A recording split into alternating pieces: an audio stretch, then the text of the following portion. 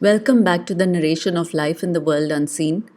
We're on chapter 11, A Visitation. We had by now approached sufficiently near to the island to be able to view it quite well, and the boat turned in her course and followed the coastline. After continuing along in this fashion for a little while, we sailed into a small bay which formed a picturesque natural harbour. The island certainly came up to our expectations in its scenic beauty.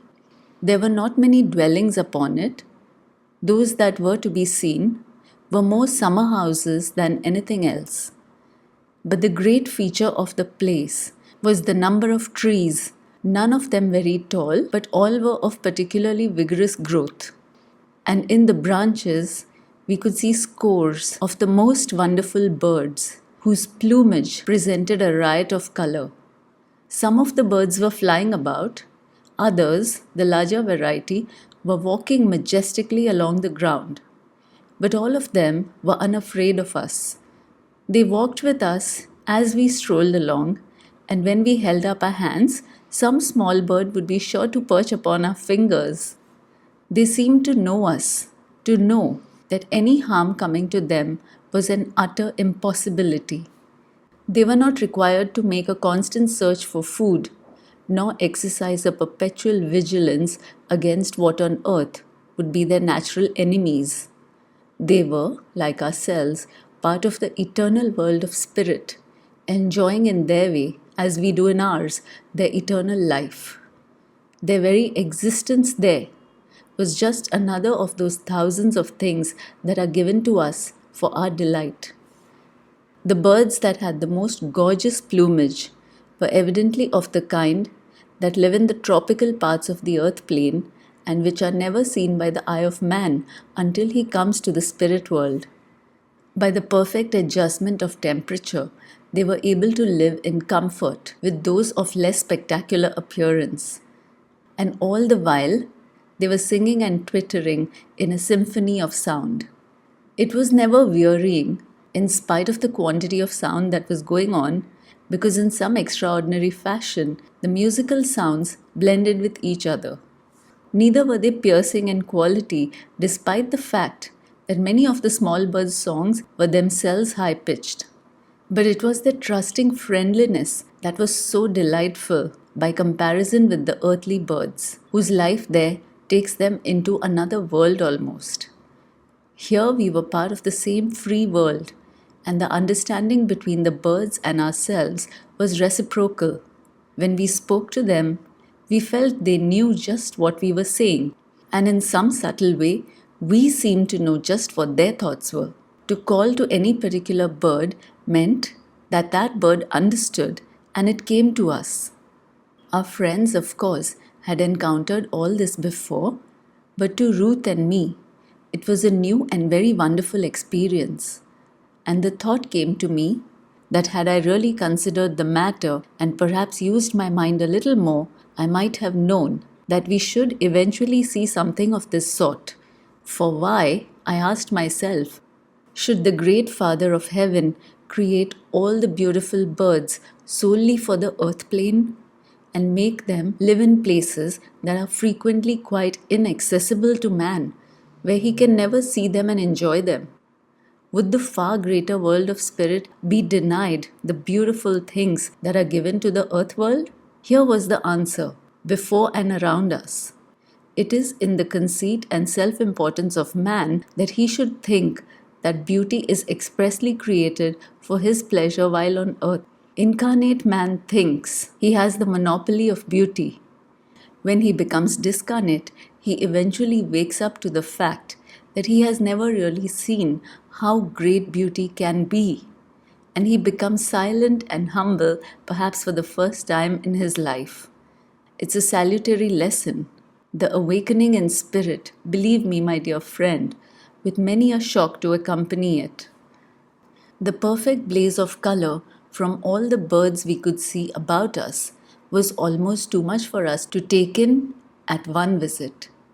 They were beyond description, and I shall not even attempt it. We strolled on through the delightful groves, past the musical murmuring of the many brooks, through glades of velvet grass, as in absolute fairyland of nature. We met people on the way who called a greeting to us or waved their hand. They were all happy among the birds. We were told that this part of the island was exclusive to the birds and that no other form of animal life intruded upon them. Not that there was any fear or danger that they would come to harm, because that would be impossible, but because the birds were happier with their own kind. We eventually returned to the boat and put to sea again. We were interested to discover whence our host had acquired his floating home. Such an intricate piece of building would require experts, most surely, to plan it and others to build it. He told us that a boat was evolved under precisely the same conditions as our spirit houses or any other buildings. A prerequisite is that we must earn the right to possess it. That we understood. What then of the many people in spirit who on earth designed and built boats of every description, either as a means of livelihood or as a form of recreation?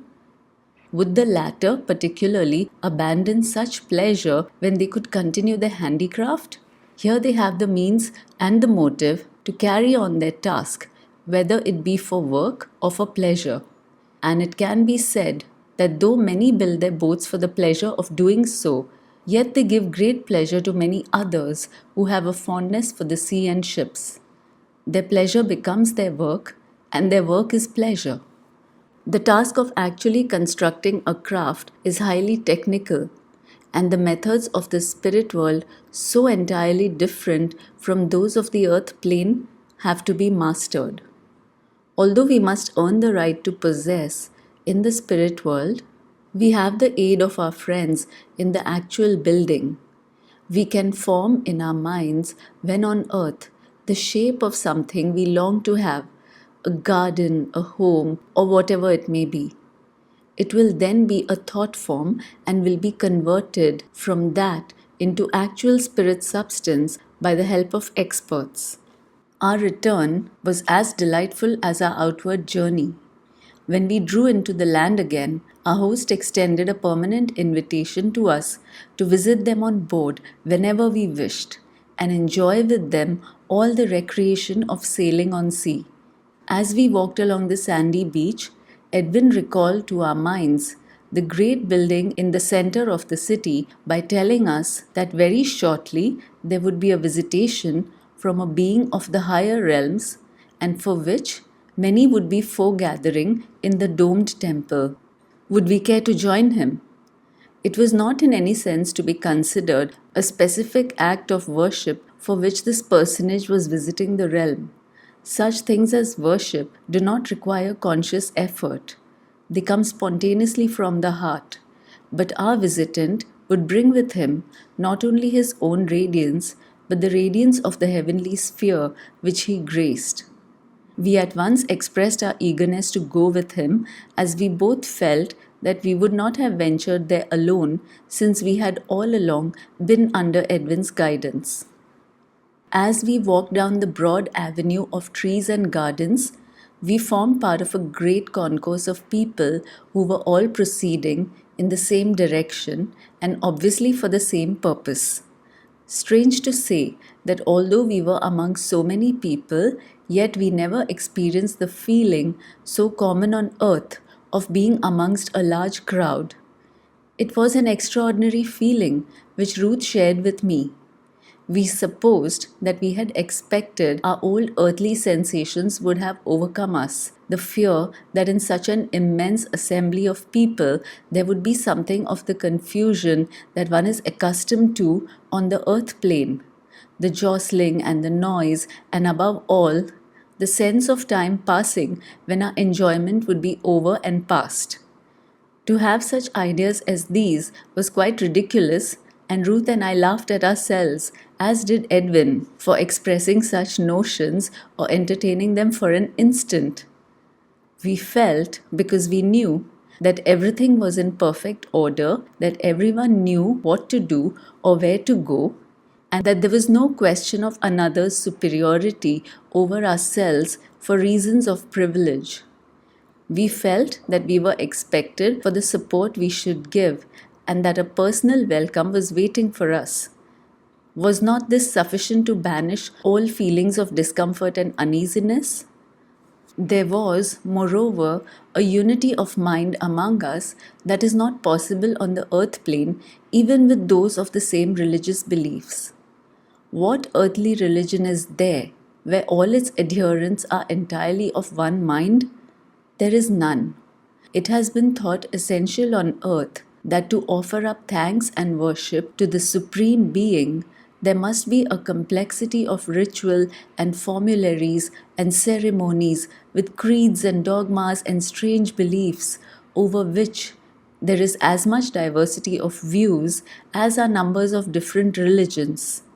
It may be said that I have already told of the establishment of communities of those same religions here in the spirit world, so that the spirit world also is in no better case than the earth world. When the earth world becomes really enlightened, these communities here will disappear. It is the blindness and stupidity of the earth world that causes them to be here at all. They are given tolerance, and they must exercise tolerance themselves, otherwise, they would be swept away. They must never attempt to influence or coerce any soul into believing any of their erroneous doctrines. They must confine themselves strictly to themselves, but they are perfectly and absolutely free to practice their own false religion among themselves.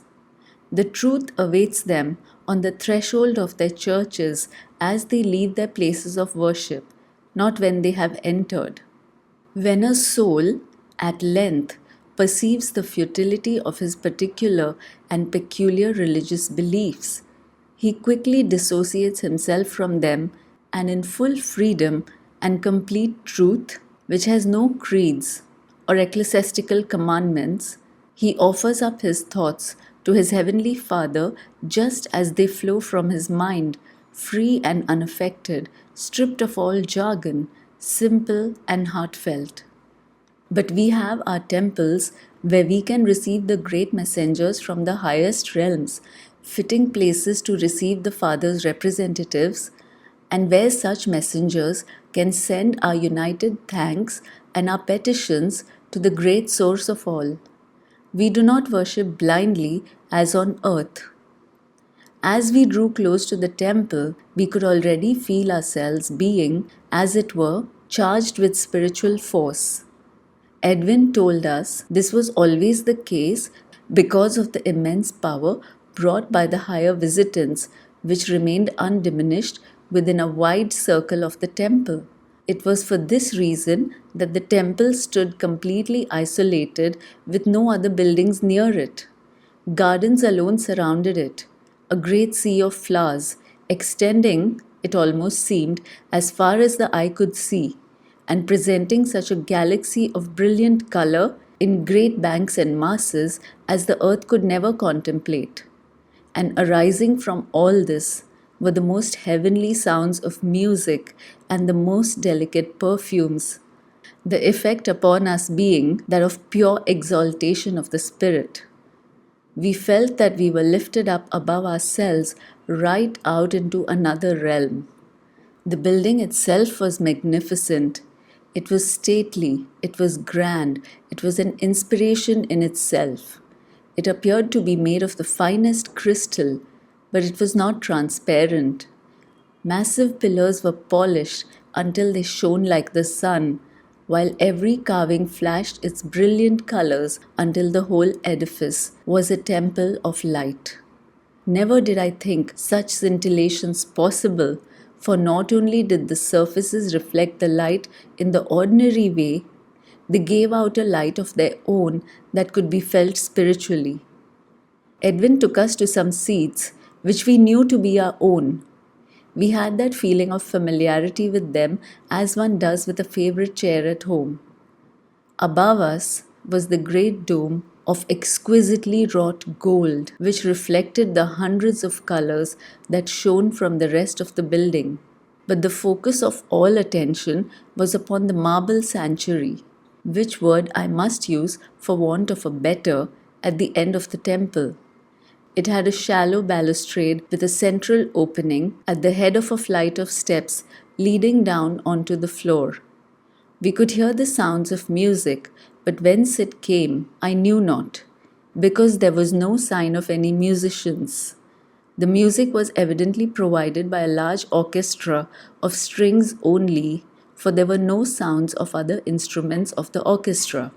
The sanctuary, which was of spacious dimensions, was filled with many beings from higher realms, with the exception of a space in the center, which I guess was reserved for our visitant. We were all seated, and we conversed quietly amongst ourselves. Presently, we were aware of the presence of a stately figure of a man with jet black hair, who was closely followed, very much to my surprise, by the kindly Egyptian whom we had met in Edwin's house on the boundary of our realm. To those who had already witnessed such visitations, their arrival was at once the indication of the coming of the high personage, and we all accordingly rose to our feet. Then, before our eyes, there appeared first a light, which might almost be described as dazzling, but as we concentrated our gaze upon it, we immediately became attuned to it and felt no sensation of spiritual discomfort. In point of fact, as I discovered later, the light really became attuned to us. That is to say, it was toned down to accord with ourselves and our realm. It grew in shade to a golden hue upon the extremities, gradually brightening towards the center. And in the center, there slowly took shape the form of our visitant. As it gained in density, we could see that he was a man whose appearance was that of youth, spiritual youth, but we knew that he carried with him, to an unimaginable degree, the three comprehensive and all-sufficing attributes of wisdom, knowledge, and purity. His countenance shone with transcendental beauty. His hair was of gold, while round his head was a lustrous diadem. His raiment was of the most gossamer-like quality, and it consisted of a pure white robe bordered with a deep band of gold, while from his shoulders there depended a mantle of the richest cerulean blue, which was fastened up his breast with a great pink pearl. His movements were majestic as he raised his arms and sent forth a blessing upon us all. We remained standing and silent while our thoughts ascended to Him who sent us such a glorious being. We sent our thanks as we sent our petitions.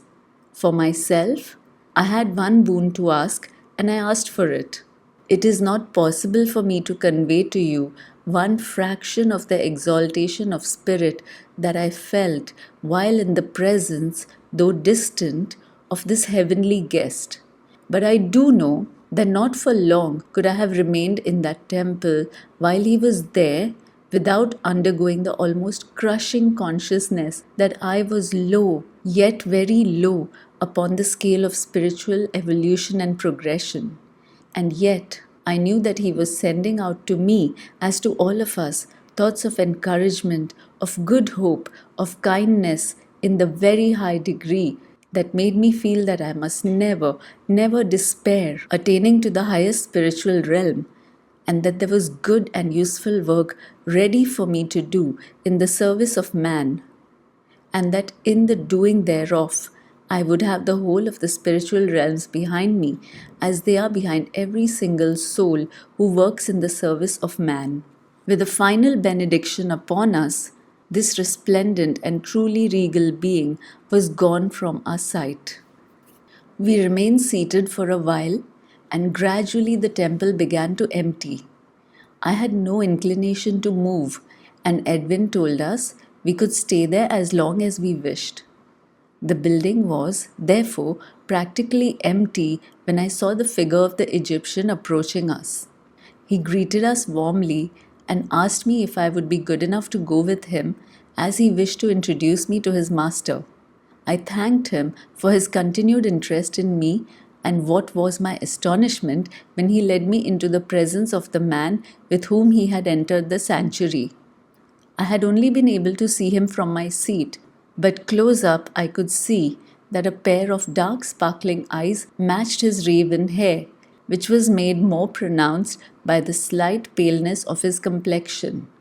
The colours of his attire were blue, white, and gold, and although these were of a very high order, they were not of such intensity as were those of the principal visitor. I had the impression that I was in the presence of a wise man, which indeed he was, and of a man with a great sense of fun and humour.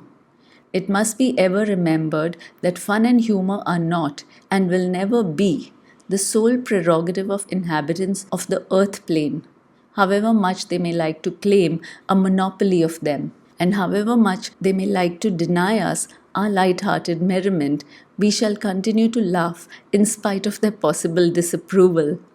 The kind Egyptian presented me to his master, and the latter took me by the hand and smiled upon me in such a manner as to take away completely any feeling of diffidence that I had. In fact, he simply diffused assurance in oneself, and he placed one perfectly at ease. One would, without disrespect, call him the perfect host. When he spoke to me, his voice was beautifully modulated, soft in tone, and so very kindly. His words to me filled me with joy, even as they left me filled with wonder. "My beloved master," he said, "whom you have just seen, bids me to tell you that your prayer is answered, and that you shall have your desire. Fear not, for promises that are made here are always fulfilled." Then he told me that I should be asked to wait for a period before the fulfillment, because it was necessary that a chain of events should take place before the right circumstances were brought about in which my desires should find fruition. The time would soon pass, he said, and I could, meanwhile, carry on with my intended work with my friends. If at any time I wished for advice, my good friend Edwin would always be able to call upon our Egyptian friend, whose guidance was ever at my service. Then he gave me his blessing, and I found myself alone with my thoughts, and with the abiding memory and the celestial fragrance of our resplendent visitants. I rejoined Edwin and Ruth and told them of my happiness. They were both overjoyed at my great good news, which had come from so exalted a source. I felt now that I would like to return to my house, and I asked Edwin and Ruth if they would like to accompany me. Thither we repaired, and we walked straight into my library. Upon one of the shelves was a particular book written by myself when upon the earth plane, and which I wished that I had never written. I removed the book that was immediately next to it, leaving the space unoccupied. According to my answered prayer, I should fill that space with another book, written after I had come to spirit, the product of my mind when I had seen the truth. And linking arms together, we all three walked out into the garden and into the heavenly sunshine of eternity. This ends one book, which is marked as part 1 in this particular book called Life in the World Unseen, which is a combination of 2 books. So this chapter has brought a close to book 1, and I will see you next time with the second book, which is called part 2, The World Unseen, where Monsignor describes in more detail various facets of the spirit world. So we'll close for now. I'll see you later. Till then, stay happy, stay healthy. Bye for now.